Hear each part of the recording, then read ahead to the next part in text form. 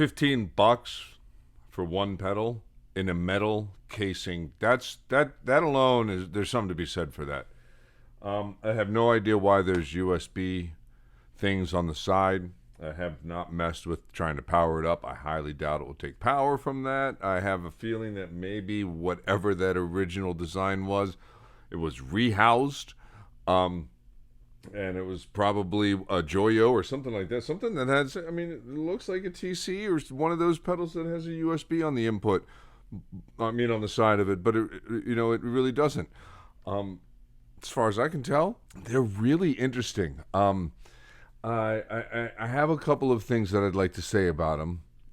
If you know anything about them, please leave me a comment. The yellow one is a Boss DS1 clone, and this orange, reddish, whatever that color is, that one is a Distortion British. They both have their merits. I've never had a DS1 of my own, but this version of it seems to really compress with the humbuckers, but it likes the single coils a good bit and adds a nice drive sound to it.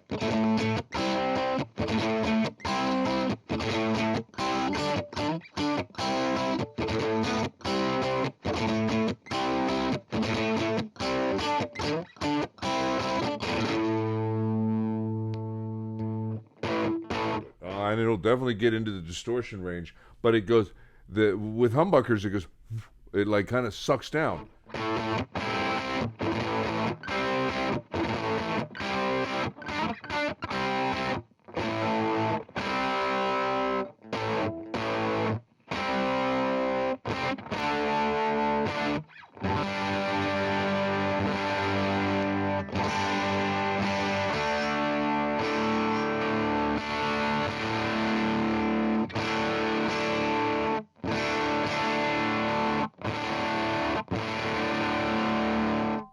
You'll probably hear that. This British Distortion one has just the strangest range out of the controls that I've ever seen. The gain seems normal. The tone is just useless unless it's at least the 3 o'clock position. And the level does almost nothing one's going backwards from 3 o'clock. It's like it's a very strange pedal. Both these pedals are gone off of Amazon as of the time of recording. They may pop back up. If they do, buy them both because they work together a lot better than individually. And then you gate it, you use a noise gate, or even dial the gain down a little bit. But together they work really nice with some delay and reverb, especially for some of these single coil sounds. At least the single coils alone with the yellow, and then together they kind of seem to even it out if I kind of hit the input a little bit more with that red one.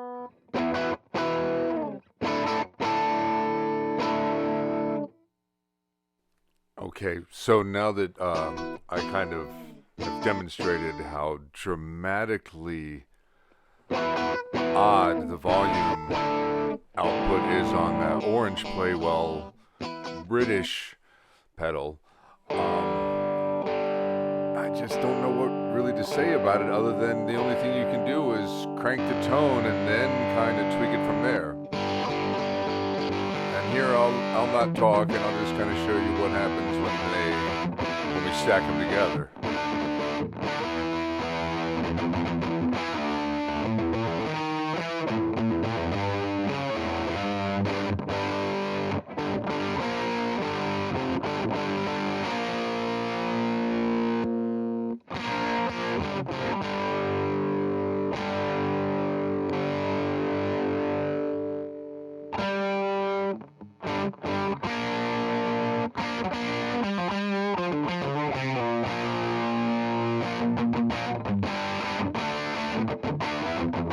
I'm really just trying anything I can to get a humbucker to not sound too compressed.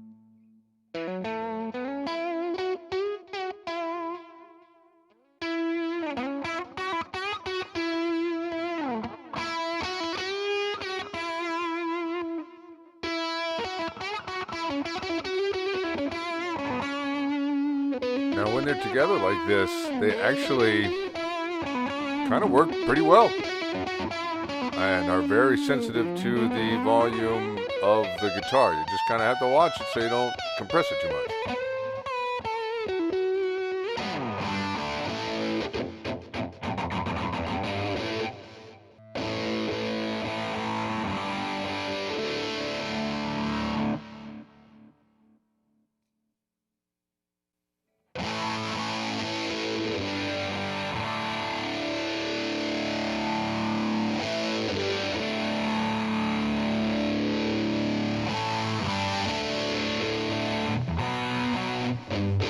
And that's when my camera died. So from here, I just kind of tried to compare that Behringer heavy metal pedal, the HM, versus the sound I was getting out of these two stacked together. Here that is.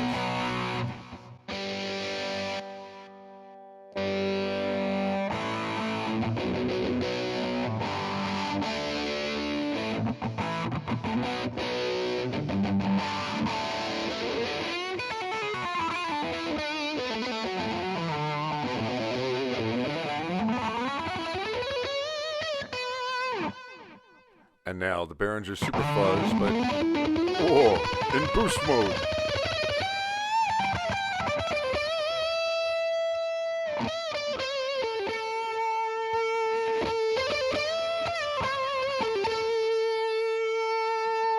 That boost really has a lot of output. It can send your leads just way over the mix. In a good way, I think, if you run it after your gains.